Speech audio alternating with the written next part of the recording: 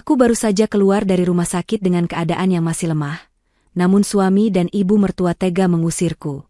Pergi kau wanita penyakitan, apartemen ini sekarang jadi milikku. Aku hanya tersenyum dan pergi. Mereka tak tahu telah kusiapkan sebuah kejutan tak terduga.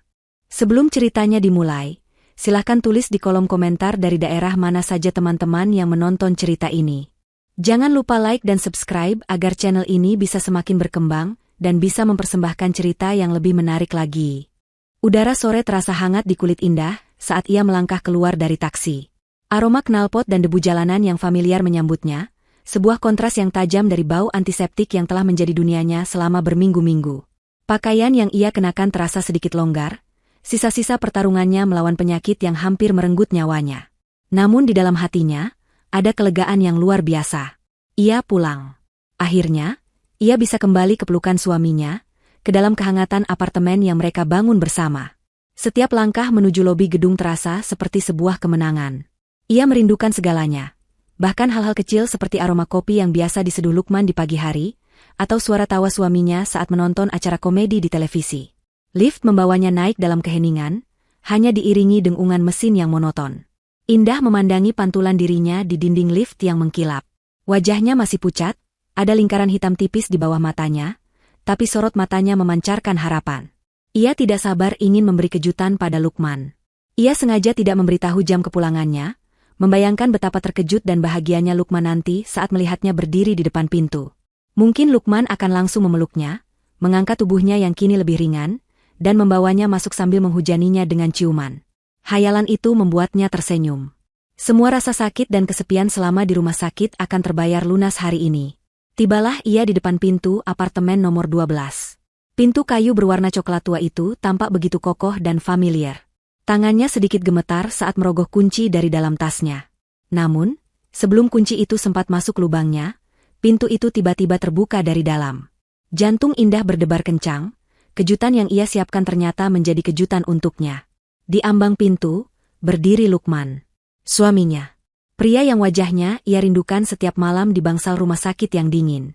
Tetapi, tidak ada senyum bahagia di wajah Lukman. Tidak ada binar kerinduan di matanya. Yang ada hanyalah tatapan datar, dingin, dan penuh keterkejutan yang tidak menyenangkan. Lukman tampak lebih bugar dari terakhir kali Indah melihatnya. Ia mengenakan kemeja sutra mahal yang belum pernah Indah lihat sebelumnya, dan aroma parfumnya pun berbeda, lebih tajam dan asing. Keheningan yang canggung menggantung di antara mereka selama beberapa detik yang terasa seperti selamanya. Senyum yang tadi merekah di bibir Indah perlahan memudar, digantikan oleh kebingungan. Lukman, sapanya lirih, suaranya serak. Lukman menghela napas kasar, seolah kehadiran Indah adalah sebuah gangguan besar. Matanya menatap Indah dari ujung rambut hingga ujung kaki dengan tatapan merendahkan. Ngapain kamu kesini? Pertanyaan itu menusuk Indah seperti belati es. Bukan, sayang, kamu sudah pulang, atau, aku merindukanmu. Bukan pelukan hangat yang ia dapatkan, melainkan pertanyaan dingin yang membuatnya merasa seperti orang asing. Apa maksudmu, Mas? Aku pulang.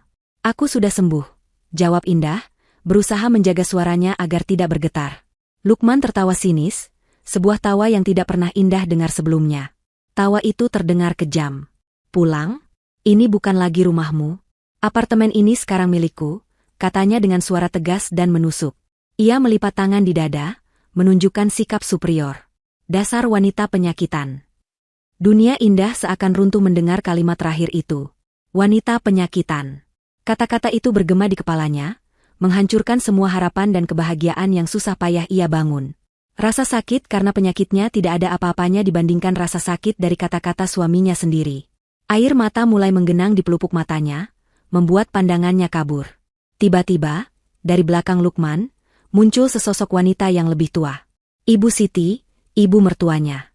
Wajahnya selalu masam setiap kali melihat Indah, tapi kali ini, ada kilat kemenangan yang kejam di matanya.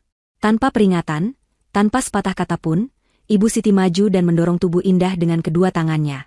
Dorongan itu tidak terlalu keras, tetapi tubuh Indah yang masih lemah kehilangan keseimbangan. Ia terhuyung ke belakang dan jatuh terduduk di lantai koridor yang dingin dan keras. Rasa sakit menjalari punggungnya, tetapi rasa terhina jauh lebih mendominasi. Ia mendongak, menatap dua orang yang seharusnya menjadi keluarganya. Lukman hanya diam mematung, sama sekali tidak menunjukkan niat untuk menolongnya. Ibu Siti berdiri dengan angkuh, bibirnya membentuk senyum puas. Kemudian, Indah melihatnya. Dari dalam apartemen yang remang-remang, sesosok wanita muda melangkah maju untuk berdiri di samping Lukman. Wanita itu cantik, dengan riasan wajah tebal dan gaun ketat berwarna merah menyala yang memeluk tubuhnya. Ia melingkarkan lengannya dengan mesra di pinggang Lukman, seolah menyatakan kepemilikan. Wanita itu adalah Vina, junior Lukman di kantor yang pernah Indah curigai, namun selalu disangkal oleh suaminya. Vina menatap Indah yang terduduk di lantai dengan tatapan meremehkan, lalu tersenyum penuh kemenangan. Apartemen itu, rumahnya, kini dipenuhi oleh aroma parfum Vina yang menyengat. Saat itulah segalanya menjadi jelas. Pengkhianatan itu begitu nyata, begitu telanjang di depan matanya. Rasa sakitnya begitu dalam hingga Indah merasa tidak bisa bernapas. Ia bisa saja menangis, berteriak, memaki mereka, atau memohon belas kasihan. Itu mungkin reaksi yang mereka harapkan. Reaksi dari seorang wanita lemah yang baru keluar dari rumah sakit, seorang wanita penyakitan yang dunianya baru saja dihancurkan. Namun, sesuatu yang lain terjadi di dalam diri Indah. Di tengah puing-puing hatinya yang hancur, sebuah kekuatan aneh muncul. Kekuatan yang lahir dari rasa sakit yang paling dalam. Air mata yang tadi hampir jatuh, ia telan kembali. Rasa putus asa yang mencekik, ia ubah menjadi sesuatu yang lain. Sesuatu yang dingin dan tajam. Dengan perlahan, Indah menopang tubuhnya dengan kedua tangannya. Ia berdiri, mengabaikan rasa nyeri di punggungnya. Ia merapikan pakaiannya yang sedikit kusut dengan gerakan yang tenang dan terkendali. Ia mengangkat wajahnya, menatap lurus ke arah tiga orang yang sedang menatapnya dengan ekspresi beragam. Lukman yang tampak sedikit terkejut dengan reaksinya, Ibu Siti yang masih angkuh, dan Vina yang senyum kemenangannya sedikit goyah. Indah menatap mereka satu persatu, matanya tidak lagi menunjukkan rasa sakit atau kesedihan. Matanya kini kosong, tetapi di balik kekosongan itu ada kilat yang berbahaya. Dan kemudian, ia melakukannya. Ia tersenyum. Bukan senyum palsu atau senyum getir. Itu adalah senyum tipis, nyaris tak terlihat, namun penuh dengan misteri. Senyum yang tidak bisa mereka baca. Senyum yang seolah berkata, kalian salah memilih lawan. Tanpa mengucapkan sepatah kata pun lagi, Indah berbalik. Dengan punggung tegap dan langkah yang mantap, ia berjalan menjauhi pintu apartemennya. Ia tidak menoleh ke belakang. Ia terus berjalan menyusuri koridor, melewati pintu-pintu tetangga yang tertutup rapat, menuju lift di ujung sana. Suara sepatu hak rendahnya yang beradu dengan lantai, menjadi satu-satunya suara yang memecah keheningan. Di belakangnya, Lukman, Ibu Siti, dan Vina hanya bisa mematung, merasakan firasat aneh yang merayap di hati mereka. Senyuman terakhir Indah terasa lebih mengancam daripada amukan badai sekalipun. Mereka tidak tahu apa artinya. Tapi untuk pertama kalinya sejak merasa menang, mereka merasakan sedikit getar ketakutan. Indah tidak berjalan tanpa tujuan. Setiap langkahnya menjauhi gedung apartemen itu, terasa seperti menarik serpihan kaca dari telapak kakinya. Sakit, tapi harus dilakukan. Ia tidak membiarkan dirinya roboh di pinggir jalan. Ia tidak mencari simpati dari orang asing. Citra wajah suaminya, ibu mertuanya, dan wanita itu terus berkelebat di benaknya. Pengkhianatan mereka begitu brutal, begitu terang-terangan. Namun, alih-alih membiarkan amarah dan kesedihan menenggelamkannya, Indah justru merasakan sesuatu yang lain mengkristal di dalam dirinya. Sebuah ketenangan yang dingin dan fokus yang tajam. Pertarungannya melawan penyakit telah mengajarinya satu hal, yaitu ketahanan. Ia telah berjuang untuk hidupnya, dan ia tidak akan membiarkan hidup yang baru ia dapatkan kembali itu dihancurkan begitu saja oleh para pengkhianat. Ia mengeluarkan ponselnya dan memesan taksi online. Tujuannya bukanlah rumah orang tuanya. Ia tidak ingin mereka melihatnya dalam keadaan seperti ini. Ia tidak ingin menambah beban mereka dengan kesedihannya. Ia membutuhkan sekutu, bukan penonton. Ia membutuhkan seseorang yang bisa berpikir jernih, seseorang yang tidak akan dibutakan oleh emosi. Ia mengetikkan sebuah alamat di aplikasi, sebuah kafe kecil dan tidak mencolok di sudut kota yang jarang ia kunjungi. Setibanya di sana, ia memilih meja paling pojok, jauh dari keramaian. Kafe itu remang-remang, dengan aroma kopi dan kayu manis yang menenangkan. Ia memesan teh hangat, merasakan cangkir porselen yang panas di tangannya yang dingin. Sambil menunggu, ia membuka galeri foto di ponselnya. Foto-foto pernikahannya dengan Lukman, foto liburan mereka, foto saat mereka merayakan ulang tahun. Wajah Lukman yang tersenyum penuh cinta di foto-foto itu, kini terlihat seperti topeng yang mengerikan. Dengan jari yang mantap, ia menghapus satu persatu foto itu. Bukan dengan amarah, tapi dengan sebuah upacara pelepasan yang khusyuk. Masa lalu itu sudah mati. Tidak lama kemudian, seorang pemuda berperawakan kurus dengan kacamata tebal dan ransel di punggungnya menghampiri mejanya. "Kak Indah," sapanya. "Rian." "Terima kasih sudah datang secepat ini," jawab Indah, suaranya terdengar lebih stabil sekarang. Rian adalah sepupunya. Seorang jenius IT yang lebih banyak menghabiskan waktu di depan layar komputer daripada di bawah sinar matahari. Di balik penampilannya yang canggung, otak Rian bekerja seperti superkomputer. Mereka selalu dekat sejak kecil. Rian adalah adiknya dalam segala hal kecuali hubungan darah. Rian duduk di hadapannya, wajahnya menunjukkan kekhawatiran. "Aku dapat pesanmu. Kamu bilang darurat. Kamu baik-baik saja? Kamu kelihatan pucat sekali. Apa terjadi sesuatu di rumah sakit?" Indah menarik napas dalam-dalam. Disinilah, di hadapan Rian yang menatapnya dengan tulus, pertahanannya sedikit runtuh. Matanya mulai berkaca-kaca. Ia menceritakan semuanya, dari mulai ia membuka pintu apartemen hingga ia diusir. Ia menceritakan setiap kata hinaan dari Lukman, setiap tatapan kejam dari Ibu Siti, dan senyum kemenangan Vina. Suaranya bergetar, dan beberapa tetes air mata akhirnya jatuh membasahi punggung tangannya. Rian mendengarkan dengan saksama, rahangnya mengeras karena marah, tangannya terkepal di bawah meja. Setelah Indah selesai bercerita, keheningan menyelimuti mereka. Rian adalah orang pertama yang memecahnya. "Brengsek," desisnya. "Aku akan ke sana dan menghajar si Lukman itu." "Jangan," potong Indah cepat, sambil menyeka sisa air matanya. Tangisnya sudah selesai. Kini saatnya untuk bertindak. Kekerasan tidak akan menyelesaikan apapun, Yan. Itu hanya akan membuat mereka puas, karena melihat kita kehilangan kendali. Lalu kita harus bagaimana, Kak? Membiarkan mereka begitu saja? Mereka mengambil apartemenmu. Mereka tidak mengambilnya.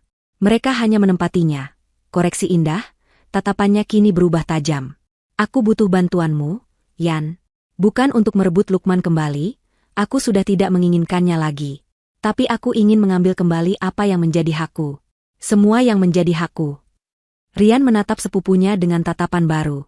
Di hadapannya bukan lagi Kak Indah yang lembut dan terkadang naif. Wanita di depannya kini memiliki aura yang berbeda. Lebih kuat, lebih dingin, dan penuh perhitungan. "Apa rencanamu?" tanya Rian, nadanya berubah serius. "Apartemen itu," Indah memulai, "adalah warisan dari almarhum ayah. Atas namaku sepenuhnya. Aku punya semua surat-surat aslinya, tersimpan aman di brankas bank. Lukman tidak punya hak hukum sama sekali atas tempat itu. Aku bisa saja menempuh jalur hukum, membawa polisi dan pengacara untuk mengusir mereka." "Kenapa tidak lakukan itu? Itu cara paling mudah," ujar Rian. "Terlalu mudah," jawab Indah. "Dan terlalu cepat. Mereka mengusirku saat aku berada di titik terlemahku. Mereka menghinaku, mendorongku jatuh. Jika aku hanya mengusir mereka dengan bantuan hukum, mereka hanya akan merasa kesal. Aku tidak mau mereka hanya kesal, Yan. Aku mau mereka merasakan apa yang aku rasakan. Aku mau mereka merasakan ketakutan. Aku mau mereka lari dari apartemen itu, bukan berjalan dengan santai." Rian mulai mengerti arah pembicaraan ini. Sebuah senyum tipis terukir di bibirnya. "Balas dendam," katanya. "Keadilan, ralat Indah. Aku akan menggunakan ketakutan terbesar mereka untuk melawan mereka sendiri." Ibu Siti sangat percaya tahayul. Vina sangat terobsesi dengan kecantikan dan hartanya. Dan Lukman, dia takut kehilangan kendali dan reputasinya. Kita akan hancurkan mereka dari dalam, satu persatu, menggunakan benteng yang mereka pikir telah mereka menangkan. Rian mengeluarkan laptop dari ranselnya dan meletakkannya di atas meja. Ia membukanya, dan layar pun menyala, memantulkan cahaya di kacamatanya. "Jadi, kita mulai dari mana?" tanyanya, jemarinya sudah menari di atas keyboard. "Sistem keamanan apartemen itu aku yang pasang dulu, kan? Aku ingat sekali. Aku memasang sistem rumah pintar terintegrasi. Lampu, TV, speaker, kunci digital. Semuanya terhubung ke satu server." Mata Indah berbinar. "Apa kamu masih bisa mengaksesnya?" Rian tertawa kecil. "Kak, setiap sistem yang aku bangun, selalu aku sisakan satu pintu belakang untuk diriku sendiri. Untuk keadaan darurat. Dan kurasa, ini adalah keadaan darurat." "Bagus," kata Indah. "Aku ingin kamu mengambil alih kendali apartemen itu dari jarak jauh. Aku ingin kamu menjadi hantu di rumahku. Tapi kita tidak bisa gegabah. Kita perlu waktu. Mereka harus merasa nyaman dulu, merasa bahwa mereka sudah menang. 5 hari.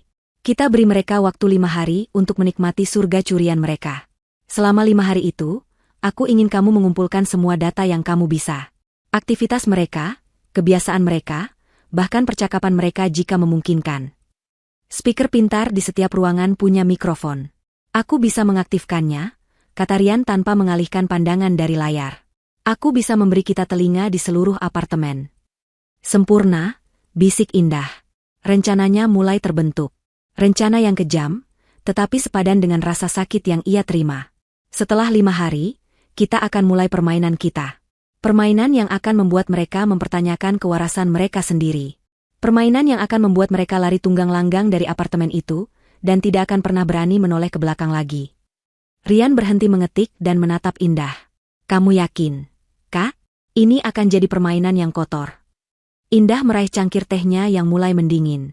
Ia menatap bayangan wajahnya di permukaan teh yang gelap. Wajah seorang wanita yang telah kehilangan segalanya. Namun justru karena itu, ia tidak punya beban lagi untuk takut akan apapun. Saat suamimu menyebutmu wanita penyakitan setelah kamu berjuang antara hidup dan mati, dan ibu mertuamu mendorongmu hingga jatuh di depan selingkuhan suamimu, kata Indah dengan suara rendah yang bergetar karena emosi yang tertahan, permainan kotor adalah satu-satunya bahasa yang akan mereka mengerti. 5 hari berlalu seperti embusan angin bagi para penghuni baru apartemen nomor 12.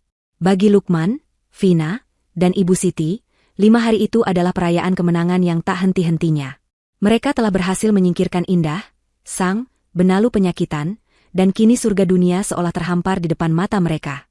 Apartemen mewah itu, dengan segala perabotannya yang mahal dan pemandangan kota yang gemerlap dari jendelanya yang besar, kini menjadi panggung sandiwara kebahagiaan mereka. Lukman merasa seperti raja di istananya.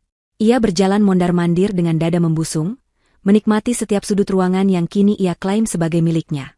Ia tidak lagi harus berpura-pura menjadi suami yang peduli, tidak lagi harus menahan diri untuk tidak mengeluh tentang biaya rumah sakit Indah yang selangit. Ia bebas. Bebas bersama Vina, wanita muda yang memujanya, yang tubuhnya selalu hangat, dan yang ambisinya sejalan dengan ambisinya sendiri. Ia merasa telah membuat keputusan yang tepat. Menyingkirkan istri yang sakit-sakitan untuk masa depan yang lebih cerah adalah sebuah langkah bisnis yang logis. Begitulah pikirnya. Rasa bersalah adalah kemewahan yang tidak bisa ia miliki. Vina, di sisi lain, sedang mabuk kepayang dalam kemewahan. Ia menghabiskan hari-harinya mencoba semua gaun indah yang tertinggal di lemari, memakai perhiasan-perhiasannya, dan berfoto selfie di setiap sudut apartemen untuk diunggah ke media sosialnya. Ia merasa telah mencapai puncak rantai makanan. Ia berhasil merebut seorang pria mapan dari istri sahnya, mendapatkan akses ke kehidupan mewah yang selalu ia impikan. Ia memandang rendah Indah, menganggapnya wanita bodoh dan lemah yang pantas mendapatkan nasibnya. Setiap malam, ia tidur di ranjang empuk yang pernah menjadi milik Indah, memimpikan pesta-pesta megah dan liburan ke luar negeri yang telah dijanjikan Lukman. Sementara itu, Ibu Siti mengambil peran sebagai sang ratu.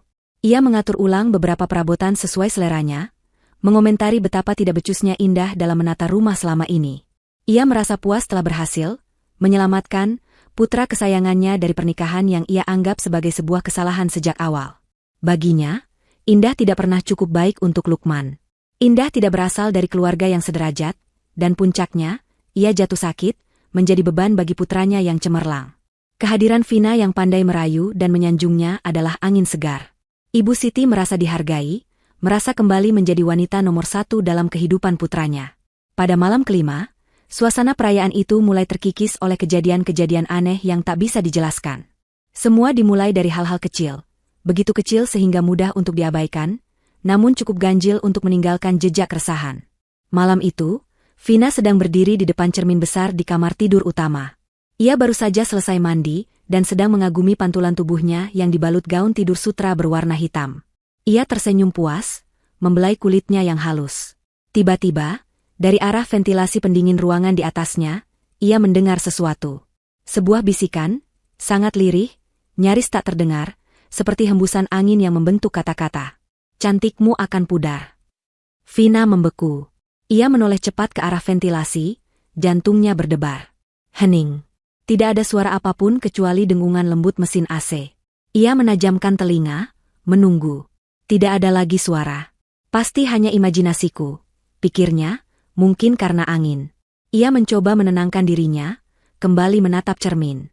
Tetapi, senyum puasnya telah hilang. Bayangan wajahnya di cermin kini tampak sedikit asing, dan ia merasa seolah ada sepasang mata tak terlihat yang sedang mengawasinya dari sudut ruangan yang gelap.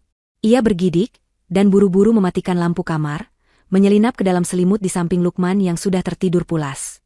Di ruang keluarga, Ibu Siti sedang asyik menonton sinetron favoritnya.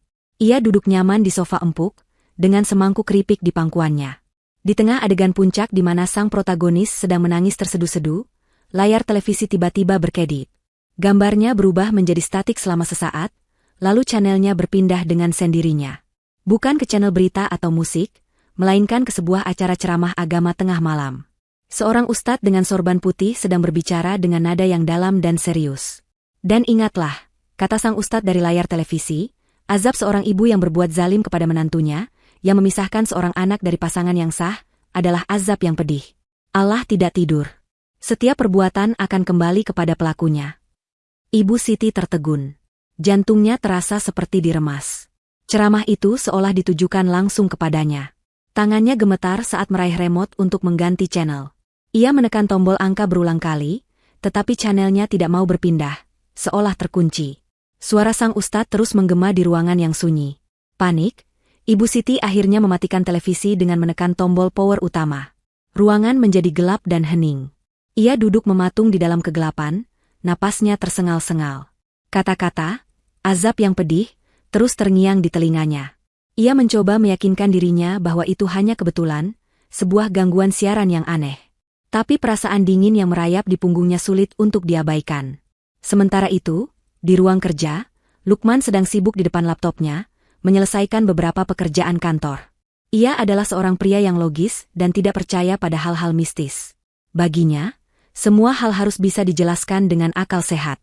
Saat sedang memeriksa sebuah laporan keuangan, kursor di layarnya tiba-tiba bergerak sendiri. Lukman mengira mouse-nya bermasalah, jadi ia mengangkatnya dan membersihkan sensornya. Saat ia meletakkannya kembali, kursor itu berhenti. Ia melanjutkan pekerjaannya. Beberapa menit kemudian, hal yang lebih aneh terjadi.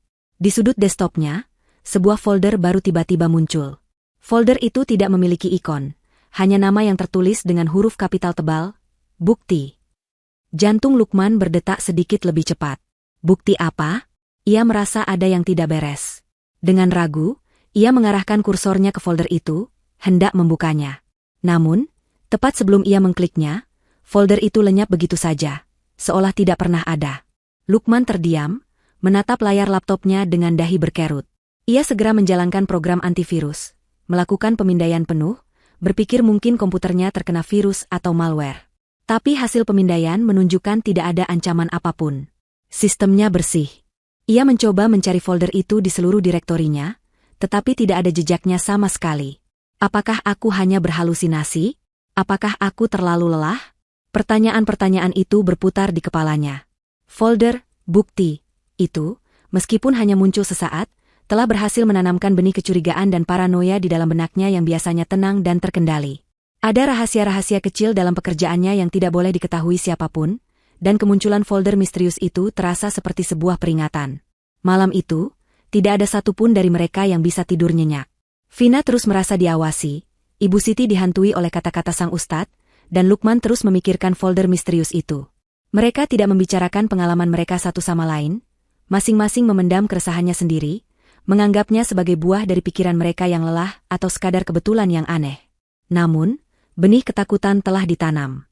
Mereka belum menyadarinya, tetapi permainan baru saja dimulai. Di sebuah tempat yang jauh dari apartemen itu, sepasang mata sedang mengawasi mereka melalui kamera laptop dan mendengarkan kegelisahan mereka melalui mikrofon pintar. Sebuah senyum tipis terukir di wajah sang dalang. Dinding apartemen yang mereka anggap sebagai benteng kemenangan, kini perlahan berubah menjadi penjara psikologis mereka. Jauh dari apartemen nomor 12, di sebuah kamar sewaan yang sederhana, Indah menatap layar laptopnya dengan intens. Di sampingnya, Rian sibuk mengoperasikan beberapa program sekaligus, memonitor setiap aktivitas yang terjadi di apartemen itu. Layar terbagi menjadi beberapa jendela, menampilkan rekaman audio dari speaker pintar dan log aktivitas perangkat elektronik. Mereka telah mendengar helaan napas Vina yang ketakutan, suara Ibu Siti yang panik saat mematikan televisi, dan ketukan jari Lukman yang gelisah di keyboard setelah folder, bukti, itu lenyap. Fase pertama berhasil, kata Rian pelan, matanya tidak lepas dari layar. Mereka semua gelisah, tapi mereka belum menghubungkan titik-titiknya. Mereka masih berpikir itu hanya kebetulan. Biarkan saja, jawab Indah, suaranya tenang. Ketakutan yang paling efektif adalah ketakutan yang tumbuh dari dalam diri mereka sendiri. Kita hanya perlu menyiraminya. Indah kemudian bersandar di kursinya, matanya menerawang, kembali ke masa lalu. Ia teringat hari pertama ia dan Lukman membeli apartemen itu, beberapa tahun yang lalu, saat cinta mereka masih terasa seperti dongeng. Saat itu, mereka ditemani oleh seorang agen properti tua yang banyak bicara. Di tengah antusiasme mereka, agen itu sempat menceritakan sebuah kisah sedih tentang penghuni apartemen sebelumnya. Tempat ini sudah lama kosong, Mbak, Mas, kata agen itu waktu itu. Penghuni terakhirnya seorang nenek, Ibu Larasati namanya. Ia tinggal sendirian di sini selama bertahun-tahun setelah suaminya meninggal. Indah yang saat itu penasaran, bertanya, anak-anaknya kemana, Pak? Agen itu menghela napas. Hanya punya satu anak perempuan. Tapi katanya, putrinya itu menikah dengan pengusaha kaya dan setelah itu jarang sekali pulang menengok ibunya. Nenek Larasati itu sangat sayang dengan apartemen ini, katanya ini satu-satunya peninggalan suaminya yang paling berharga. Tetangga sering dengar beliau bicara sendiri di dalam, seolah-olah sedang mengobrol dengan seseorang. Mungkin karena kesepian. Lalu apa yang terjadi padanya? Tanya Lukman, yang saat itu tampak tidak terlalu tertarik dengan cerita tersebut. Beliau meninggal di sini, Mas. Ditemukan oleh petugas kebersihan setelah beberapa hari tidak keluar kamar. Meninggal dalam tidurnya, kata dokter. Tapi banyak yang bilang, beliau meninggal karena patah hati, menunggu putrinya yang tidak pernah datang. Sejak saat itu, unit ini jadi agak sulit dijual. Ada saja calon pembeli yang merasa tidak nyaman, katanya hawanya sedih, jelas sang agen. Indah mengingat cerita itu dengan sangat jelas. Saat itu, ia hanya merasakan simpati pada nasib nenek Larasati. Ia tidak pernah merasa takut atau tidak nyaman. Baginya, apartemen itu adalah kanvas kosong yang akan ia lukis dengan kebahagiaannya bersama Lukman. Ia tidak pernah menceritakan detail kisah itu kepada Lukman, karena suaminya selalu menganggap cerita-cerita seperti itu sebagai omong kosong. Tetapi sekarang, kisah tragis itu kembali muncul di benaknya, bukan lagi sebagai sebuah cerita sedih, melainkan sebagai sebuah senjata. Senjata yang sempurna untuk tahap selanjutnya dari rencananya. Rian, panggil Indah, matanya kembali fokus ke masa kini. Ya, Kak. Aku punya ide. Ide untuk memberikan mereka sebuah narasi. Sebuah penjelasan atas semua, kebetulan, yang mereka alami, kata Indah. Kita akan membuat mereka percaya bahwa mereka tidak sendirian di apartemen itu. Indah kemudian menceritakan kisah nenek Larasati kepada Rian. Ia menceritakan setiap detail yang ia ingat, tentang kesepian sang nenek, tentang putrinya yang tak pernah kembali, dan tentang kematiannya yang tragis di apartemen itu. Rian mendengarkan dengan saksama, otaknya yang analitis dengan cepat memproses informasi tersebut. Sebuah legenda urban lokal, simpul Rian. Itu brilian, Kak. Ini akan memberikan konteks supernatural pada gangguan teknis yang kita ciptakan. Mereka, terutama Ibu Siti, akan langsung mempercayainya. Tepat, kata Indah. Mulai sekarang, semua teror yang kita lakukan harus sejalan dengan cerita ini. Kita tidak akan menakuti mereka sebagai Indah. Kita akan menakuti mereka sebagai arwah penasaran, nenek Larasati. Arwah seorang ibu yang patah hati karena dikhianati oleh orang yang ia sayangi. Wajah Indah mengeras saat mengucapkan kalimat terakhir itu. Ia merasakan ada kesamaan yang ironis antara kisahnya dengan kisah nenek Larasati. Keduanya adalah wanita yang dikhianati di rumah yang paling mereka cintai. Rasa simpati pada sang nenek ini bercampur dengan rasa solidaritas yang aneh. Aku mengerti, kata Rian, jemarinya kembali menari di atas keyboard. Aku akan mencari data tentang nenek Larasati. Mungkin ada berita lama atau catatan publik. Semakin banyak detail yang kita miliki, semakin meyakinkan cerita kita. Lakukan itu, perintah Indah. Sementara itu, kita tingkatkan intensitasnya. Fokus pada Ibu Siti terlebih dahulu. Dia adalah mata rantai terlemah. Dia yang paling percaya tahayul. Jika kita bisa menghancurkan mentalnya, dia akan menjadi sumber kekacauan bagi yang lain. Apa yang harus aku lakukan? Aku ingin kamu memainkan suara-suara di malam hari. Suara tangisan wanita tua yang lirih, hanya terdengar di sekitar kamarnya. Gunakan speaker di langit-langit kamarnya. Atur volumenya sangat rendah, sehingga dia akan ragu apakah dia benar-benar mendengarnya atau hanya berimajinasi. Jelas indah. Dan bau. Ibu Siti paling benci bau bunga melati, kan? Aku ingat dia pernah membuang pengharum ruangan melati yang kubeli. Cari cara agar bau itu muncul di kamarnya. Aku bisa meretas dispenser pengharum ruangan otomatis di sana, dan mengganti jadwal semprotnya ke tengah malam. Tapi untuk isinya, aku tidak bisa mengubahnya dari sini, kata Rian. Tidak masalah, potong Indah. Biarkan saja. Kekuatan sugesti itu luar biasa, Yan. Jika dia sudah mulai percaya ada arwah di sana, otaknya sendiri yang akan menciptakan bau melati itu untuknya. Yang penting adalah pemicunya. Indah terdiam sejenak, memikirkan langkah selanjutnya. Transformasinya begitu kentara. Wanita yang beberapa hari lalu menangis di kafe itu, kini telah menjadi seorang ahli strategi yang dingin. Rasa sakitnya tidak hilang, ia hanya menyalurkannya menjadi energi yang terfokus. Setiap tindakan yang ia rencanakan adalah cerminan dari rasa sakit yang telah ditimpakan padanya. Mereka mendorongnya jatuh, maka ia akan membuat mereka jatuh dari tebing ketakutan.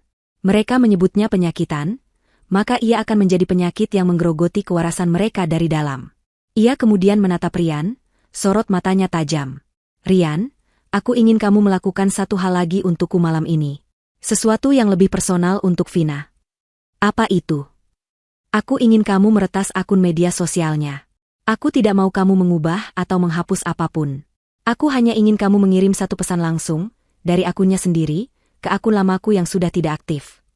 Rian mengerutkan dahi, bingung. Pesan apa, Kak? Dan untuk apa? Indah tersenyum tipis, senyum yang sama yang ia tunjukkan saat meninggalkan apartemennya. Senyum yang penuh rahasia. Kirim pesan yang isinya hanya 2 kata. Katanya, aku minta maaf. Lalu? Hanya itu. Setelah terkirim, biarkan saja. Dia tidak akan menyadarinya malam ini.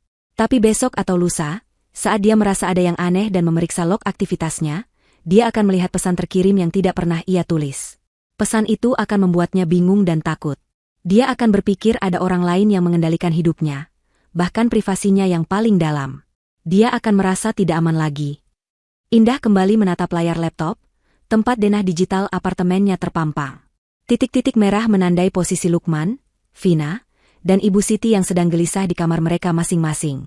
Legenda lama akan kita hidupkan kembali, bisik Indah, lebih pada dirinya sendiri. Buat mereka percaya bahwa, penunggu, apartemen ini tidak menyukai mereka. Buat mereka percaya bahwa Nenek Larasati sudah pulang ke rumahnya. Ketenangan di apartemen nomor 12 kini telah sepenuhnya menguap, digantikan oleh atmosfer tebal yang penuh dengan kecurigaan dan rasa takut yang tak terucapkan. 3 penghuninya bergerak seperti bayangan di dalam rumah mereka sendiri. Setiap derit lantai atau hembusan angin membuat mereka tersentak. Gangguan-gangguan kecil yang awalnya mereka anggap sebagai kebetulan, kini telah berevolusi menjadi sebuah pola teror yang sistematis dan personal.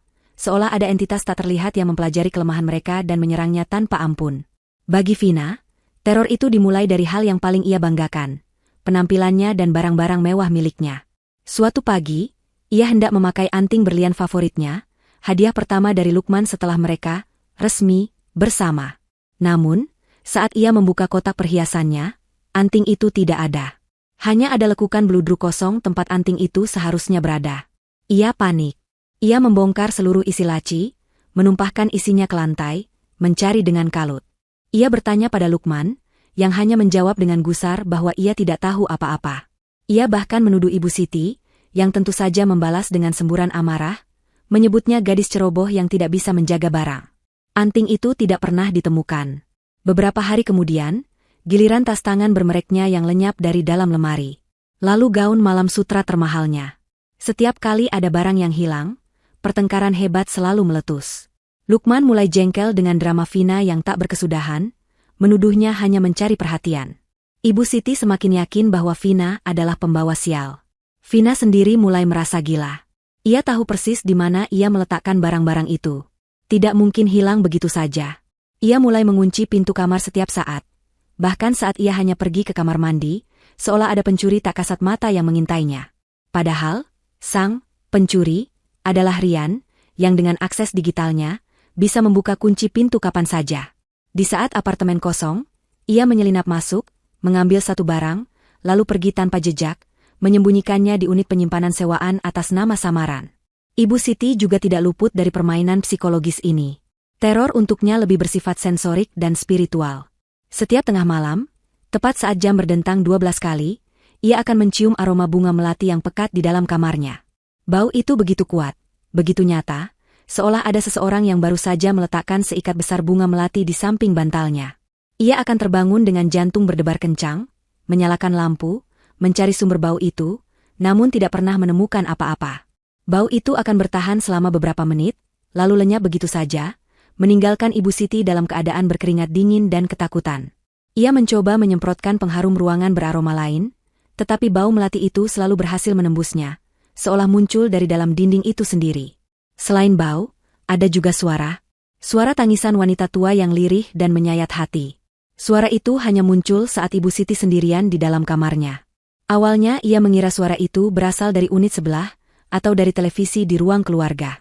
Tapi suara itu begitu dekat, begitu intim, seolah berasal dari dalam kepalanya sendiri. Suara itu selalu sama, rintihan seorang ibu yang merindukan anaknya. Ibu Siti mulai sering berdoa, membaca ayat-ayat suci dengan suara gemetar, tetapi suara tangisan itu seolah tidak peduli. Kewarasannya mulai terkikis. Ia menjadi mudah marah, sering berteriak tanpa alasan, dan matanya selalu waspada, menatap sudut-sudut ruangan yang gelap seolah mengharapkan sesosok makhluk muncul dari sana. Lukman, sang pria logis, mendapatkan teror yang paling rasional namun paling efektif. Teror itu datang melalui teknologi yang selalu ia andalkan. Setiap pagi, ia akan menerima sebuah email dari pengirim anonim. Tidak ada subjek, tidak ada isi pesan, hanya ada satu lampiran. Lampiran itu selalu berupa satu file gambar. Gambar pertama adalah foto struk restoran mahal. Tanggalnya persis saat ia seharusnya menemani Indah di rumah sakit tapi malah pergi makan malam dengan Vina. Gambar kedua adalah tangkapan layar percakapan mesranya dengan Vina di aplikasi pesan. Gambar ketiga adalah salinan slip transfer bank ke rekening Vina, dengan jumlah yang cukup besar, diambil dari rekening bersama miliknya dan Indah. Setiap email adalah sepotong bukti pengkhianatannya, sepotong rahasia kelamnya yang dibongkar. Yang paling membuatnya ngeri adalah detailnya. Pengirim email itu seolah mengetahui setiap langkahnya, setiap kebohongannya. Ia merasa diawasi 24 jam sehari. Ia mencoba melacak alamat IP pengirimnya, tetapi selalu menemui jalan buntu. Email itu dikirim melalui serangkaian server proxy yang rumit dan tidak bisa dilacak, hasil kerja keras Rian. Kepanikan mulai merayapinya. Ini bukan lagi sekadar gangguan teknis. Ini adalah sebuah ancaman. Seseorang di luar sana mengetahui semua rahasianya, dan bisa menghancurkan karir serta reputasinya kapan saja. Ia menjadi paranoid, memeriksa ponselnya setiap beberapa detik, bahkan curiga pada rekan kerjanya sendiri. Ia tidak bisa lagi fokus bekerja. Pikirannya dipenuhi oleh pertanyaan, siapa yang melakukan ini? Dan apa maunya? Puncak dari teror fase ini terjadi pada suatu malam Jumat. Hujan turun dengan derasnya di luar, diiringi oleh suara guntur yang menggelegar. Tiba-tiba, listrik di seluruh unit apartemen padam total. Kegelapan pekat menyelimuti mereka seketika, hanya diselingi oleh kilatan cahaya petir dari jendela besar. Lukman, nyalakan lampunya, teriak Ibu Siti dari kamarnya, suaranya penuh kepanikan. Sabar, Bu, ini mati listrik dari pusat sepertinya. Balas Lukman, sambil meraba-raba mencari ponselnya untuk dijadikan senter. Vina menjerit kecil di kamar tidur, rasa takutnya pada kegelapan membuatnya semakin rentan. Lukman akhirnya berhasil menyalakan senter ponselnya dan berjalan keluar kamar. Ia memeriksa panel listrik utama di dekat pintu masuk. Semuanya dalam posisi on. Aneh. Seharusnya tidak padam. Saat ia sedang memeriksa, listrik tiba-tiba menyala kembali. Lampu-lampu berkedip beberapa kali sebelum akhirnya stabil. Suara televisi yang tadi mati, kini menyala dengan sendirinya dengan volume maksimal, mengeluarkan suara statik yang memekakkan telinga. Lukman buru-buru mematikannya. Ia kemudian mendengar jeritan melengking dari arah kamar mandi. Itu suara Vina. Ia dan Ibu Siti yang juga keluar dari kamar, segera berlari ke sumber suara. Mereka menemukan Vina berdiri mematung di depan cermin kamar mandi, wajahnya pucat pasi seperti mayat, tangannya menunjuk arah cermin dengan gemetar. Lukman dan Ibu Siti mengikuti arah telunjuknya. Di permukaan cermin yang sedikit berembun karena uap air sisa Vina mandi tadi, tertulis sebuah pesan dengan goresan seperti bekas jari. Pesan itu hanya terdiri dari 4 kata, ditulis dengan huruf kapital yang seolah menetes, "Pergi dari rumahku." Keheningan total menyelimuti mereka bertiga. Tidak ada lagi yang bisa menyangkal. Ini bukan lagi kebetulan. Ini bukan lagi imajinasi. Ini adalah sebuah pesan yang nyata dan mengancam. Saat itulah benteng pertahanan mereka runtuh. Mereka mulai saling menyerang, melampiaskan ketakutan mereka dalam bentuk tuduhan. Ini pasti ulahmu, bentak Vina pada Lukman, air mata ketakutan mengalir di pipinya. Kamu kan yang paling jago soal teknologi. Kamu sengaja melakukan ini semua untuk menakut-nakutiku agar aku pergi, kan? Jangan gila kamu, Vina. Untuk apa aku melakukan itu? Balas Lukman, suaranya meninggi. Rasa takut membuatnya kehilangan kontrol. Atau ini kamu? Ibu Siti menunjuk Vina dengan jari gemetar.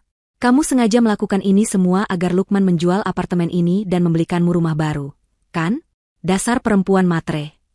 Kenapa ibu malah menuduhku? Bisa saja ini semua ulah Indah, jerit Vina, mencari kambing hitam lain. Dia pasti pakai ilmu hitam.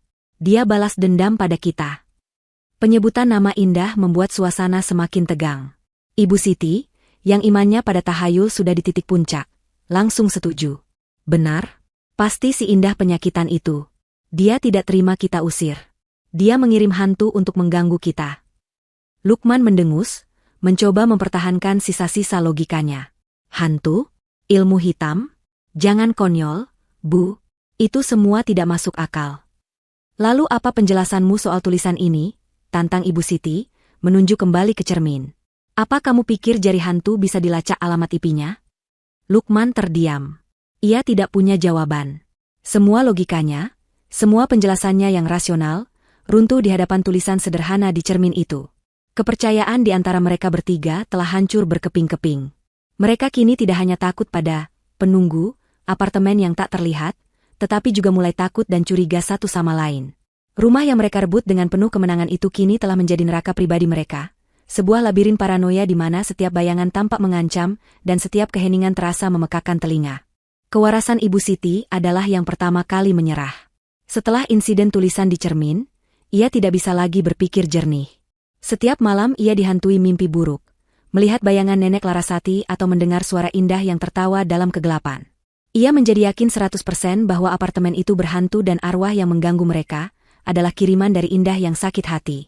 Ia tidak bisa lagi menahan teror ini sendirian. Ia merasa harus melakukan sesuatu, sebuah tindakan nyata untuk melawan kekuatan gaib yang ia yakini sedang mengepung mereka.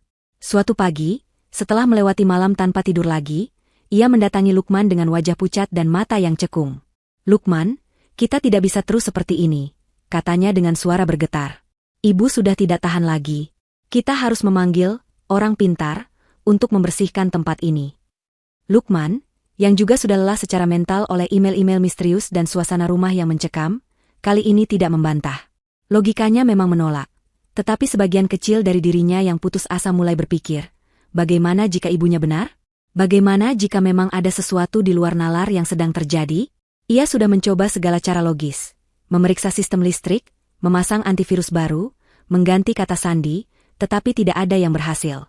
Mungkin sudah saatnya mencoba cara yang tidak logis. Baiklah, Bu, jawabnya pasrah. Lakukan apa yang menurut Ibu benar. Aku sudah tidak peduli lagi. Mendapat persetujuan dari putranya, Ibu Siti segera bertindak. Ia menghubungi salah seorang teman sosialitanya yang terkenal gemar, mengoleksi cerita mistis, dan meminta rekomendasi seorang paranormal yang andal. Temannya itu dengan antusias memberikan sebuah nomor telepon, menyebutnya sebagai Kiai Jagat, seorang ahli spiritual yang konon mampu berkomunikasi dengan alam lain dan mengusir roh jahat sekuat apapun. Ibu Siti tidak tahu bahwa nomor telepon itu adalah nomor baru yang sengaja dibeli oleh Rian dan diberikan kepada seorang teman lamanya, yang kemudian menyebarkannya ke beberapa orang hingga akhirnya sampai ke telinga teman sosialita Ibu Siti. Semuanya adalah bagian dari rencana Indah. Kiai Jagat adalah jebakan yang telah mereka siapkan. Sore harinya, sang paranormal pun tiba. Penampilannya sangat meyakinkan. Ia adalah seorang pria parubaya dengan janggut tipis dan sorot mata yang tajam. Ia mengenakan baju koko putih bersih, sarung batik, dan peci hitam. Di tangannya, ia membawa sebuah tasbih besar yang terus ia putar. Pria itu adalah Bimo, seorang aktor teater dari sanggar seni teman kuliah Rian. Ia adalah aktor berbakat yang biasa memerankan tokoh-tokoh berwibawa, dan untuk sebuah bayaran yang cukup besar, ia setuju untuk memerankan peran terbaik dalam hidupnya. Indah dan Rian telah memberinya pengarahan yang sangat detail. Ia sudah mempelajari denah apartemen, mengetahui di mana saja aktivitas gaib sering terjadi, dan yang terpenting, ia sudah menghafal latar belakang cerita Nenek Larasati serta profil psikologis dari ketiga targetnya. "Assalamualaikum," sapanya dengan suara berat dan dalam saat Ibu Siti membukakan pintu. "Waalaikumsalam, Kiai. Silakan masuk," jawab Ibu Siti dengan penuh hormat, mempersilakannya masuk seolah menyambut seorang juru selamat. Lukman dan Vina berdiri di ruang tengah dengan ekspresi canggung dan skeptis. Kiai Jagat melangkah masuk dengan perlahan. Ia tidak langsung melakukan ritual apapun. Ia hanya berdiri di tengah ruangan, memejamkan matanya sejenak, seolah sedang merasakan energi di tempat itu. Gumamnya pelan. Energinya berat sekali di sini, penuh dengan kesedihan dan amarah. Ibu Siti langsung mengangguk-angguk setuju. "Benar, Kiai. Kami diganggu terus-menerus. Ada suara-suara, barang hilang, bahkan ada tulisan di cermin." Sang Kiai membuka matanya, menatap Ibu Siti dengan tajam. "Saya merasakan kehadiran sesosok arwah wanita, seorang ibu. Arwah ini sudah lama di sini, dia adalah penunggu asli tempat ini. Seharusnya ia tenang, tapi kedatangan kalian telah membuatnya murka." Lukman masih mencoba bersikap skeptis. "Murka? Kenapa harus murka pada kami?" Kiai Jagat menoleh pada Lukman, tatapannya seolah menembus ke dalam jiwanya. "Karena rumah yang ia sayangi ini telah ditempati oleh orang-orang berhati kotor," jawabnya dengan nada menusuk. Kalimat itu langsung membungkam Lukman. Vina yang berdiri di sampingnya tampak menegang. Sang Kiai kemudian mulai berjalan, mengelilingi apartemen. Ia berhenti di depan kamar Ibu Siti. "Di sini," katanya. Di sini amarahnya paling terasa pekat. Ia marah pada sosok ibu lain yang dianggapnya telah berbuat tidak adil. Ia menatap Ibu Siti. "Apakah ibu merasa pernah menyakiti hati seorang wanita yang lebih muda?" Ibu Siti langsung pucat. Pertanyaan itu terlalu spesifik, terlalu mengena. Ia hanya bisa menelan ludah dengan susah payah. Kiai Jagat melanjutkan langkahnya, kini berhenti di depan pintu ruang kerja Lukman. "Dan di sini, saya merasakan energi pengkhianatan yang kuat. Janji yang diingkari, kepercayaan yang dirusak. Arwah itu tidak menyukai pria pengkhianat." Terakhir, ia berhenti tepat di depan Vina, yang sejak tadi berusaha bersembunyi di belakang Lukman. Sang Kiai menatapnya dari atas sampai bawah, tatapannya dingin dan menghakimi. Vina bergidik ngeri, merasa seolah sedang ditelanjangi. "Dan kamu?" desis Sang Kiai, suaranya kini terdengar lebih mengancam. "Dari kalian bertiga, arwah itu paling membencimu." "Apa? Kenapa saya?" tanya Vina, suaranya bergetar hebat. "Karena kehadiranmu di sini mengingatkannya pada kisah hidupnya sendiri," jawab Kiai Jagat, melancarkan pukulan pamungkasnya sesuai skenario dari Indah. "Ia juga memiliki seorang putri. Putri yang ia sayangi, yang kemudian direbut oleh pria kaya dan tidak pernah kembali. Sama sepertimu, yang telah merebut seorang suami dari istri sahnya. Baginya, kamu adalah cerminan dari menantu yang telah merampas kebahagiaan putrinya dan menyebabkan kematiannya dalam kesepian." Itulah puncaknya. Vina tidak tahan lagi. Wajahnya yang pucat kini basah oleh air mata. "Tidak. Itu tidak benar. Aku tidak seperti itu," jeritnya histeris. Ia berlari masuk ke dalam kamar, membanting pintu, dan tangisannya terdengar dari dalam. Lukman dan Ibu Siti terdiam membeku. Penjelasan sang paranormal begitu detail, begitu sesuai dengan apa yang terjadi di antara mereka. Keraguan Lukman mulai goyah, digantikan oleh rasa takut yang primitif. Ibu Siti kini benar-benar yakin bahwa mereka sedang berhadapan dengan murka arwah Nenek Larasati. Kiai Jagat menghela napas panjang, seolah lelah setelah pertarungan batin yang hebat. "Arwah ini terlalu kuat, amarahnya terlalu dalam. Saya bisa mencoba menenangkannya, tapi saya tidak bisa menjamin ia akan pergi selama kalian masih di sini. Terutama wanita muda itu. Energi negatifnya adalah magnet bagi kemarahan arwah ini." Setelah mengucapkan kalimat itu, ia melakukan beberapa ritual sederhana, menabur garam di sudut-sudut ruangan dan membacakan doa-doa dengan suara lirih. Semua itu hanyalah pertunjukan. Setelah selesai, ia menerima amplop tebal dari Ibu Siti dan berpamitan. "Saran saya," katanya sebelum melangkah keluar pintu, "jika gangguan terus berlanjut, lebih baik kalian tinggalkan tempat ini. Ada beberapa rumah yang memang tidak mau menerima penghuni baru, terutama jika penghuni itu membawa energi negatif." Dengan pesan terakhir yang penuh teka-teki itu, sang paranormal pun pergi, meninggalkan 3 orang yang kini benar-benar berada di ambang kehancuran mental. Mereka tidak tahu bahwa tamu tak diundang itu bukanlah seorang juru selamat, melainkan algojo yang diutus untuk mempercepat eksekusi kewarasan mereka. Keraguan telah berubah menjadi keyakinan. Ketakutan telah berubah menjadi teror. Dan Indah, sang dalang, selangkah lebih dekat menuju kemenangannya. Kunjungan Kiai Jagat tidak membawa ketenangan seperti yang diharapkan Ibu Siti. Sebaliknya, ia meninggalkan luka menganga yang terinfeksi oleh paranoia dan ketakutan. Diagnosis sang paranormal, yang begitu spesifik dan personal, telah meruntuhkan sisa-sisa persatuan di antara Lukman, Vina, dan Ibu Siti. Mereka tidak lagi hanya takut pada hantu. Mereka kini saling mencurigai, melihat satu sama lain sebagai magnet yang menarik kemarahan arwah Nenek Larasati. Apartemen yang tadinya merupakan simbol kemenangan, kini berubah menjadi sebuah sel isolasi di mana mereka bertiga terkurung bersama teror dan kebencian mereka sendiri. Vina adalah yang paling terpukul. Stempel, paling dibenci oleh arwah, yang diberikan oleh sang kiai telah menancap dalam di benaknya. Ia merasa seperti target yang berjalan. Setiap bayangan di sudut mata, setiap suara gemerisik, ia tafsirkan sebagai pertanda bahwa arwah itu datang untuknya. Ia tidak lagi berani sendirian. Ia akan mengikuti Lukman kemanapun di dalam apartemen, bahkan menunggu di luar pintu kamar mandi, yang tentu saja membuat Lukman semakin jengkel dan merasa terkekang. Malam hari adalah siksaan terburuk. Ia tidak bisa tidur tanpa lampu menyala terang, dan sering terbangun karena mimpi buruk di mana sesosok wanita tua menyeretnya ke dalam kegelapan. Indah dan Rian, dari markas komando mereka, mengamati semua ini dengan saksama. Mereka tahu bahwa Vina adalah mata rantai yang paling rapuh, dan sekarang adalah waktu yang tepat untuk mematahkannya. Serangan selanjutnya dirancang khusus untuknya, untuk menghancurkan satu-satunya hal yang masih memberinya rasa aman, kepercayaannya pada Lukman. Serangan itu dimulai dengan bisikan. Saat Lukman sedang mandi dan Vina menunggunya di kamar, speaker pintar di meja rias tiba-tiba mengeluarkan suara statik yang sangat pelan. Di antara suara statik itu, sebuah bisikan lirih terdengar, seolah diembuskan angin. Dia akan meninggalkanmu juga. Vina membeku, jantungnya serasa berhenti berdetak. Ia menoleh ke arah speaker, tetapi benda itu tampak mati. Siapa itu? Bisiknya pada ruangan yang kosong. Tidak ada jawaban. Ia mencoba meyakinkan dirinya bahwa itu hanya suara dari luar, atau imajinasinya lagi. Tetapi bisikan itu terasa begitu nyata, begitu dekat. Beberapa jam kemudian, saat ia sedang menonton televisi sendirian di ruang keluarga, layar tiba-tiba menjadi gelap. Selama beberapa detik, sebelum gambar kembali muncul, Vina melihat pantulan wajahnya di layar hitam itu.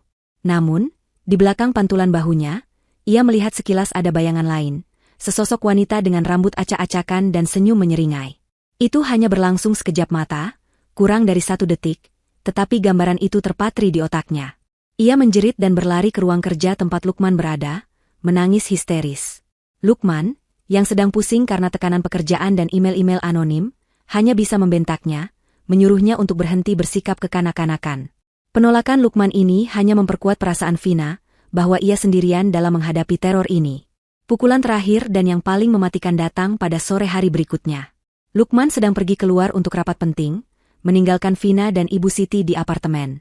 Ibu Siti mengurung diri di kamarnya sambil merapal doa, sementara Vina duduk gelisah di sofa. Rian, yang telah menunggu momen ini, pun melancarkan aksinya. Sebuah notifikasi pesan muncul di layar laptop Lukman yang menyala di ruang kerja. Vina, yang rasa ingin tahunya bercampur dengan paranoia, mendekat untuk melihatnya. Pesan itu seolah-olah berasal dari aplikasi pengingat kalender, dengan subjek, draft perjanjian, kirim ke pengacara. Di bawahnya, ada sebuah tautan file lokal di dalam folder, dokumen pribadi. Jantung Vina berdebar kencang. Perjanjian apa? Pengacara? Didorong oleh firasat buruk yang tak tertahankan, ia memberanikan diri duduk di kursi Lukman dan mengklik tautan itu. Sebuah dokumen pengolah kata terbuka. Judulnya terpampang dengan jelas di bagian atas, Draft Perjanjian Pranikah, Lukman Amanda. Dunia Vina seakan berhenti berputar. Amanda? Siapa Amanda? Tangannya gemetar saat ia menggulir ke bawah, membaca isi dokumen itu kata per kata. Dokumen itu adalah sebuah draft perjanjian pranikah yang sangat detail. Di dalamnya, tercantum klausul-klausul yang mengatur pembagian harta jika terjadi perceraian.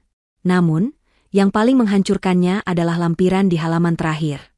Lampiran itu berisi sebuah rencana keuangan, sebuah jadwal transfer aset-aset Lukman, termasuk hasil penjualan apartemen nomor 12, ke sebuah rekening di luar negeri. Dan di bagian paling bawah, ada sebuah catatan kecil, setelah semua aset diamankan, target Akhir tahun, putuskan hubungan dengan V dan selesaikan urusan dengan I. V adalah Vina. I adalah Indah. Dokumen itu adalah bukti telanjang dari sebuah rencana pengkhianatan yang berlapis-lapis. Lukman tidak hanya berencana meninggalkannya, tetapi juga telah memanfaatkannya sejak awal sebagai batu loncatan untuk mengamankan semua aset dari Indah, sebelum akhirnya mencampakkan Vina untuk wanita lain bernama Amanda. Semua janji manis, semua hadiah mahal, semua kata-kata cinta, semuanya terasa seperti kebohongan yang menjijikan. Ia hanyalah pion dalam permainan besar Lukman. Bisikan yang ia dengar kemarin, dia akan meninggalkanmu juga, kini terdengar seperti sebuah ramalan yang menjadi kenyataan. Tentu saja, dokumen itu palsu. Tidak ada wanita bernama Amanda. Rencana keuangan itu hanyalah karangan Rian yang brilian, dirancang untuk menekan semua tombol rasa tidak aman dan ketakutan Vina. Tapi bagi Vina, di tengah kondisi mentalnya yang sudah rapuh, dokumen itu 100% nyata. Saat Lukman pulang beberapa jam kemudian, ia disambut oleh pemandangan yang kacau. Vina sedang berdiri di tengah ruang tamu yang berantakan, pecahan vas bunga berserakan di lantai. Matanya merah dan bengkak, tatapannya penuh dengan kebencian. "Jadi siapa Amanda, Lukman?" desisnya, suaranya serak karena marah. Lukman mengerutkan dahi, sama sekali tidak mengerti. "Amanda? Amanda siapa? Kamu bicara apa?" "Jangan berpura-pura bodoh," jerit Vina, amarahnya meledak. Ia menunjuk ke arah laptop di ruang kerja. "Aku sudah melihat semuanya. Rencanamu, pengkhianatanmu. Kamu pikir aku ini apa? Sampah yang bisa kamu buang setelah kamu tidak butuh lagi."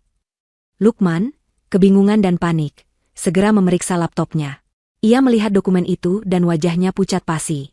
Ini bukan buatanku. Aku tidak pernah menulis ini. Seseorang pasti telah meretas laptopku," serunya, mencoba membela diri. "Pembohong," raung Vina. "Sama seperti kamu berbohong pada Indah, sekarang kamu berbohong padaku. Kamu memang pria busuk, tidak punya hati." Ibu Siti, yang keluar dari kamar karena mendengar keributan, hanya bisa berdiri terpaku. Ia melihat pertengkaran hebat itu bukan sebagai masalah rumah tangga biasa, melainkan sebagai bukti nyata dari kutukan arwah Nenek Larasati.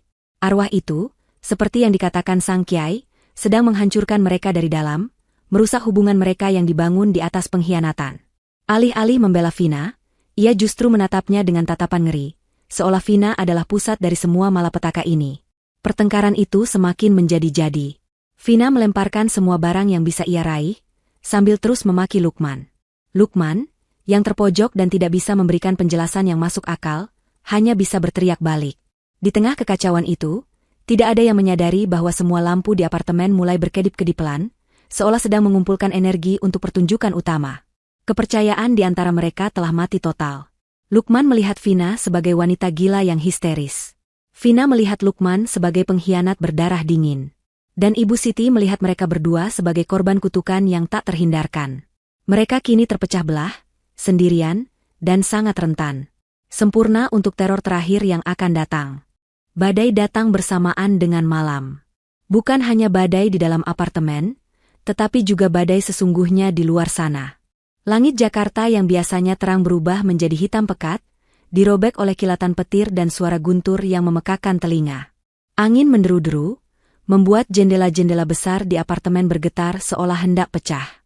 Seakan-akan alam semesta sendiri telah bersekongkol dengan indah untuk menciptakan panggung yang sempurna bagi babak akhir dari sandiwara terornya. Di dalam apartemen, suasana lebih dingin daripada di luar. Pertengkaran hebat antara Lukman dan Vina telah mereda, menyisakan keheningan yang berat dan penuh permusuhan. Vina mengurung diri di kamar tidur, isak tangisnya sesekali masih terdengar. Lukman duduk termenung di sofa ruang tamu, kepalanya berdenyut-denyut, mencoba mencari penjelasan logis atas semua kegilaan yang terjadi, namun otaknya terasa buntu. Ibu Siti berada di kamarnya, bibirnya tak henti-hentinya komat-kamit merapal doa, memeluk tasbihnya erat-erat seolah itu adalah satu-satunya pelampung di tengah lautan teror. Mereka berada di ruangan yang berbeda, tetapi sama-sama terperangkap dalam penjara ketakutan mereka sendiri. Tepat pukul 11 malam, pertunjukan dimulai. Semuanya diawali dengan kegelapan. Dengan satu klik dari Rian, seluruh aliran listrik ke unit apartemen nomor 12 terputus. Bukan pemadaman biasa, ini adalah kegelapan total yang tiba-tiba dan absolut. Lampu, televisi, kulkas, Semuanya mati seketika. Kegelapan itu menelan mereka, membuat disorientasi dan memicu kepanikan instan. Lukman, listriknya mati lagi, jerit Ibu Siti dari kamarnya. Vina, kamu di mana?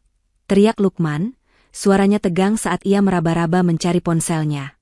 Jeritan melengking Vina dari dalam kamar tidur menjadi jawabannya. Kegelapan adalah salah satu ketakutan terbesarnya. Saat itulah suara pertama terdengar. Suara itu tidak datang dari satu sumber, melainkan dari segala arah. Dari speaker pintar di ruang tamu, dari speaker di kamar tidur, dari speaker di dapur, bahkan dari speaker kecil di kamar mandi. Semuanya menyala serentak, ditenagai oleh baterai cadangan yang telah diantisipasi Rian. Yang terdengar pertama kali adalah suara isak tangis.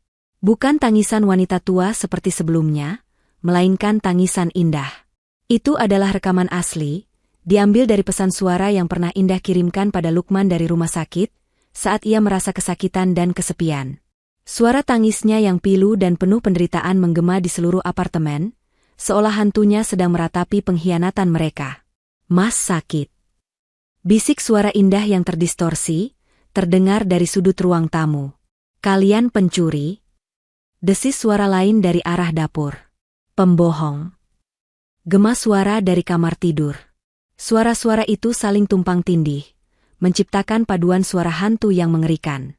Lukman, Vina, dan Ibu Siti membeku di tempat mereka masing-masing, terlalu takut untuk bergerak. Suara tangis Indah yang familiar, yang seharusnya membangkitkan rasa iba, kini terdengar begitu mengancam dan supernatural. Kemudian, di tengah paduan suara itu, muncul suara baru.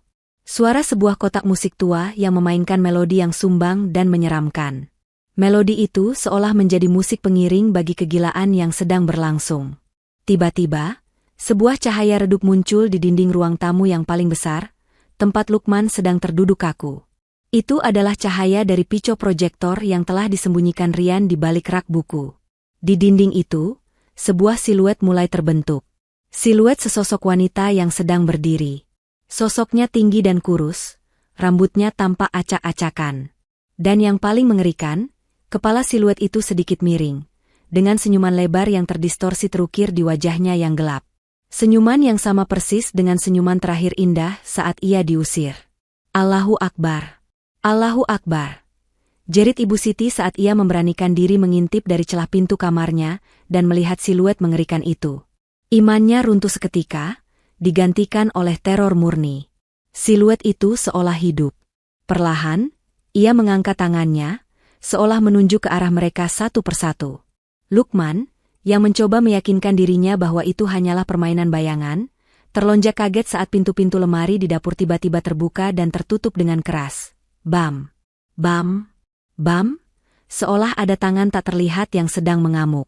Vina, didorong oleh kepanikan, akhirnya nekat keluar dari kamar.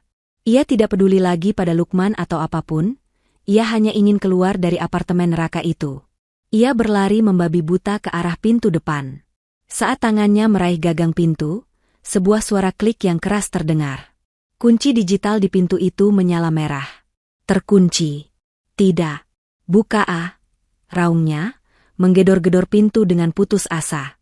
Klik. Kunci terbuka. Klik. Kunci tertutup lagi. Klik. Buka. Klik. Tutup. Suara kunci digital yang bekerja sendiri itu menjadi genderang kematian bagi kewarasan mereka. Mereka terperangkap. Benar-benar terperangkap bersama, hantu yang sedang murka. Suara tangisan Indah kini berubah menjadi tawa. Tawa yang dingin, melengking, dan penuh kemenangan, diputar berulang-ulang dari semua speaker. Siluet di dinding mulai bergetar, seolah ikut tertawa bersamaan. Itulah titik puncaknya. Batas antara akal sehat dan kegilaan telah terlampaui. Ibu Siti adalah yang pertama kali menyerah. Ia berlari keluar dari kamarnya, tidak lagi peduli pada apapun, matanya liar penuh kengerian. Ia menabrak Lukman, mendorongnya ke samping, dan ikut menggedor-gedor pintu seperti orang gila. Lukman sendiri akhirnya patah. Semua penjelasannya, semua logikanya, hancur lebur dihantam oleh serangan sensorik yang brutal ini.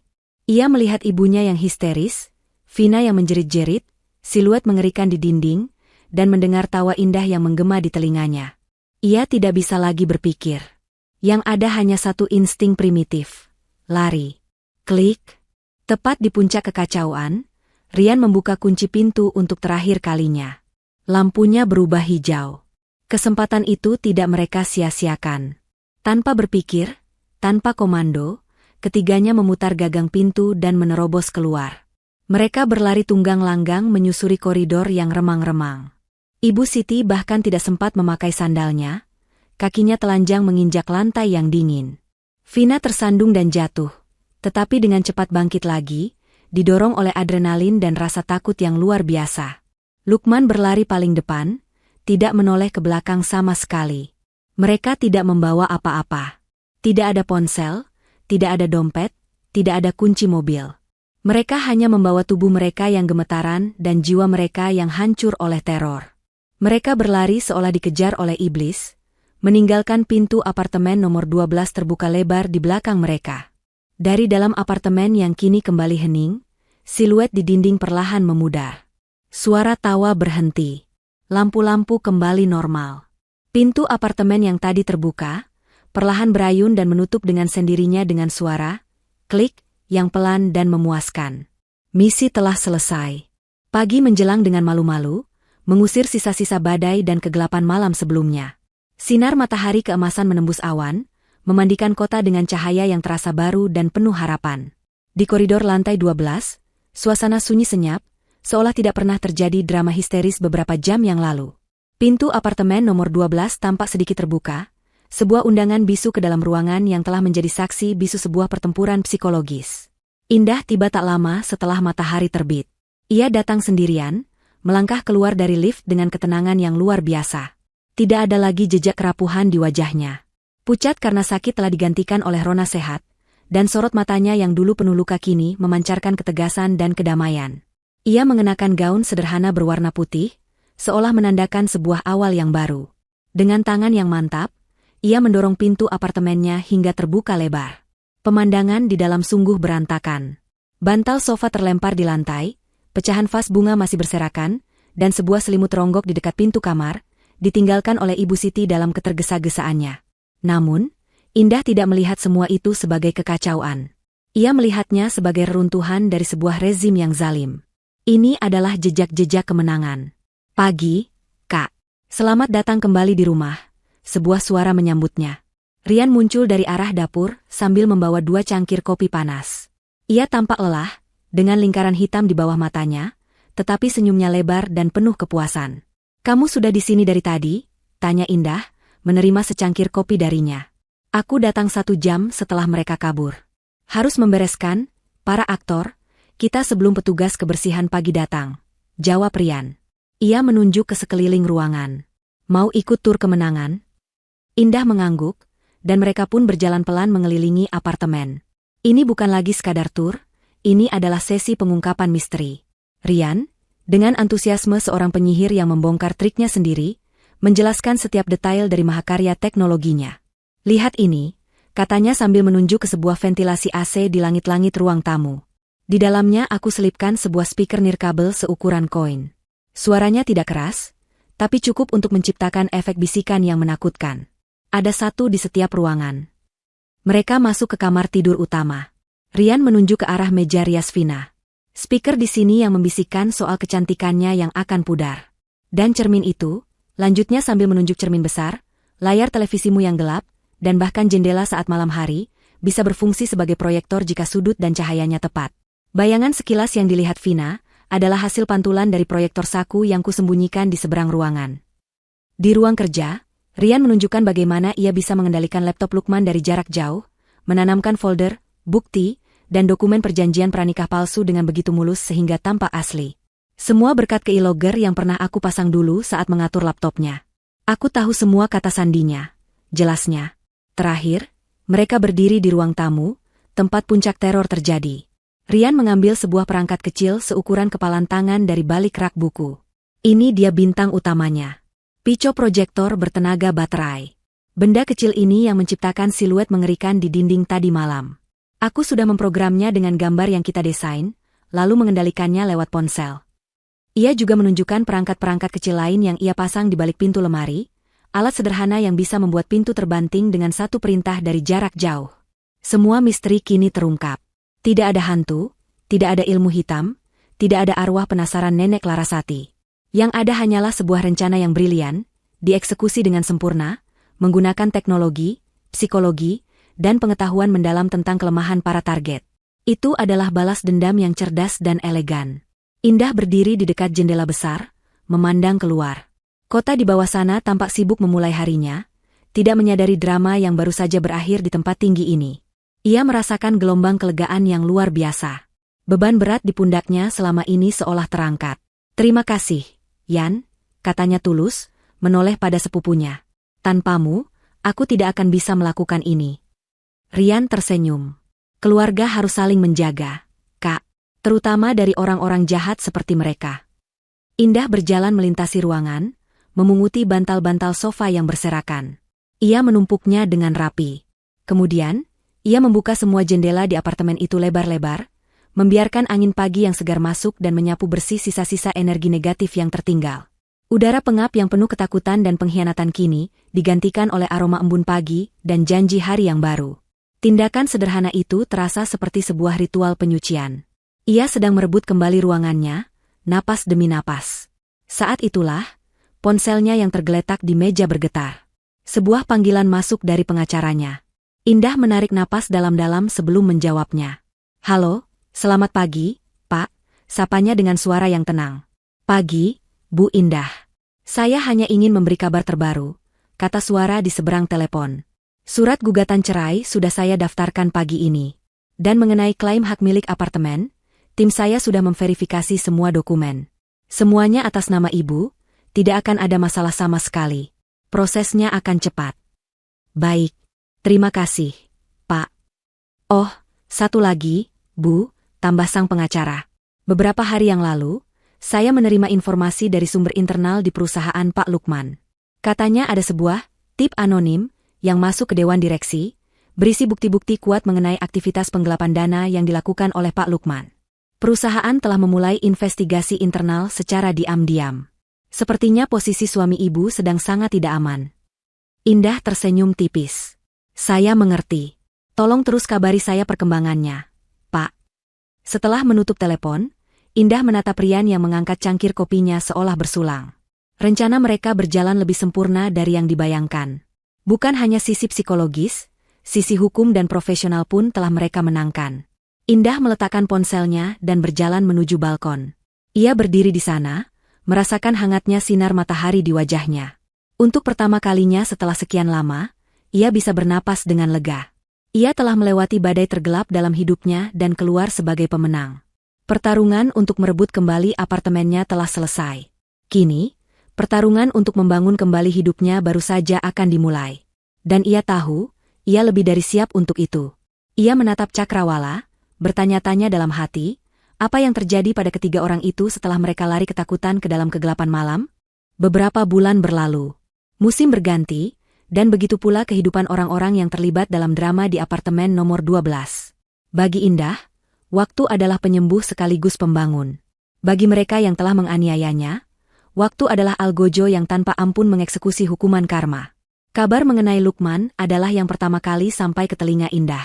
Investigasi internal di perusahaannya, yang dipicu oleh tip anonim dari Rian, dengan cepat membuahkan hasil. Bukti-bukti penggelapan dana yang disajikan begitu kuat dan tak terbantahkan. Lukman tidak bisa mengelak. Ia dipecat secara tidak hormat, kehilangan semua tunjangan dan pesangonnya. Namanya masuk dalam daftar hitam di dunia korporat, membuatnya mustahil mendapatkan pekerjaan yang sepadan. Namun, penderitaannya tidak berhenti di situ. Perusahaan juga menempuh jalur hukum, menuntutnya atas kerugian yang telah ia sebabkan. Lukman kini tenggelam dalam lilitan utang dan biaya pengacara. Ia terpaksa menjual mobilnya dan semua barang mewahnya. Pria yang tadinya angkuh dan merasa seperti raja itu kini tinggal di sebuah kamar kos sempit di pinggiran kota. Wajahnya kuyu dan tatapannya kosong, dihantui oleh penyesalan dan konsekuensi dari keserakahannya. Vina, seperti yang sudah diduga, meninggalkan Lukman begitu kapal mewahnya itu karam. Ia tidak mau ikut tenggelam bersama pria yang sudah tidak punya apa-apa lagi. Namun, dunia sosialita yang kejam memiliki ingatannya sendiri. Kisah tentang bagaimana ia, Lukman, dan Ibu Siti lari tunggang-langgang dari apartemen di tengah malam telah menyebar luas, dibumbui dengan berbagai macam rumor fantastis. Ada yang bilang mereka diganggu hantu, ada yang bilang Vina berselingkuh hingga membuat Lukman mengamuk, ada juga yang berbisik bahwa Vina memiliki masalah kejiwaan. Reputasinya sebagai wanita penggoda yang elegan hancur total, berganti menjadi cap, wanita pembawa sial, atau gadis gila yang histeris. Pria-pria kaya yang tadinya memujanya kini menjauhinya. Di sebuah pesta yang berhasil ia datangi, Indah mendengar dari seorang teman bahwa Vina terlihat berusaha mendekati seorang pengusaha tua, namun ditolak mentah-mentah sambil menjadi bahan tertawaan. Dunia gemerlap yang begitu ia dambakan kini menutup pintunya rapat-rapat. Ia kembali ke kehidupannya yang dulu, kehidupan yang mati-matian berusaha ia tinggalkan. Nasib Ibu Siti mungkin adalah yang paling tragis. Trauma psikologis dari malam puncak teror itu membekas secara permanen. Ia menderita kecemasan akut dan paranoia. Setiap suara keras membuatnya terlonjak. Setiap kegelapan membuatnya gemetar. Ia tidak lagi bisa tidur di kamar sendirian. Skandal yang menimpa Lukman membuatnya dikucilkan dari lingkaran teman-teman sosialitanya. Tidak ada lagi arisan, tidak ada lagi acara minum teh. Ia menghabiskan hari-harinya sendirian di rumahnya yang kini terasa terlalu besar dan sepi, dihantui bukan oleh arwah nenek Larasati, melainkan oleh arwah perbuatannya sendiri. Penyesalan menggerogotinya perlahan-lahan. Ia telah mendorong putranya ke jurang kehancuran demi egonya, dan kini ia harus menuai buah pahit dari tindakannya dalam kesendirian yang menyiksa. Sementara itu, di apartemen nomor 12, sebuah kehidupan baru sedang bersemi. Indah telah merombak total interior apartemen itu. Dinding yang dulu berwarna muram kini dicat dengan warna-warna cerah. Perabotan berat dan gelap diganti dengan yang lebih ringan dan modern. Ruangan itu kini terasa lapang, terang, dan penuh dengan energi positif. Di setiap sudutnya ada tanaman hijau yang subur, memberikan sentuhan kehidupan. Apartemen itu tidak lagi menyimpan jejak masa lalu yang kelam. Ia telah sepenuhnya menjadi cerminan dari pribadi Indah yang baru. Sore itu, Indah sedang duduk santai di balkonnya yang telah dihiasi dengan taman vertikal kecil. Ia terlihat sangat berbeda dari wanita yang kita temui di awal cerita. Tubuhnya lebih berisi, wajahnya berseri-seri, dan sorot matanya jernih penuh kedamaian. Ia telah sepenuhnya pulih, baik secara fisik maupun emosional. Penyakitnya telah menjadi kenangan jauh, sebuah ujian yang justru membuatnya menemukan kekuatan yang tidak pernah ia tahu ia miliki. Ponselnya di meja bergetar pelan. Sebuah pesan masuk dari pengacaranya. Pesan itu singkat saja, "Selamat, Bu Indah. Akta cerai sudah resmi keluar. Semua aset sah menjadi milik Ibu sepenuhnya. Kasus sudah ditutup." Indah membaca pesan itu, lalu meletakkan ponselnya kembali. Ia tidak merasakan lonjakan kegembiraan atau tawa kemenangan. Yang ia rasakan hanyalah sebuah kelegaan yang dalam, seperti seorang pelaut yang akhirnya melihat daratan setelah melewati badai panjang. Ia mengangkat cangkir tehnya, menatap matahari yang mulai terbenam di ufuk barat, melukis langit dengan warna jingga dan ungu yang indah. Ia teringat pada senyumannya di depan pintu apartemen malam itu. Senyum yang lahir dari kehancuran total, yang menjadi awal dari segalanya. Kini, ia tersenyum lagi. Tapi senyum kali ini berbeda. Bukan senyum misterius yang penuh rencana, melainkan senyum tulus yang lahir dari hati yang damai. Ia telah memenangkan perangnya, bukan dengan kebencian, tetapi dengan kecerdasan. Ia telah membuktikan bahwa wanita yang mereka sebut penyakitan itu ternyata lebih kuat dari yang mereka bayangkan. Ia menyeruput tehnya, menikmati kehangatannya yang menjalar di tubuh. Ia sendirian, tetapi tidak lagi merasa kesepian. Ia telah mendapatkan kembali rumahnya, dan yang lebih penting, ia telah menemukan kembali dirinya sendiri. Karma memang tidak pernah salah alamat, dan baginya, keadilan terasa semanis dan sehangat teh di senja hari ini.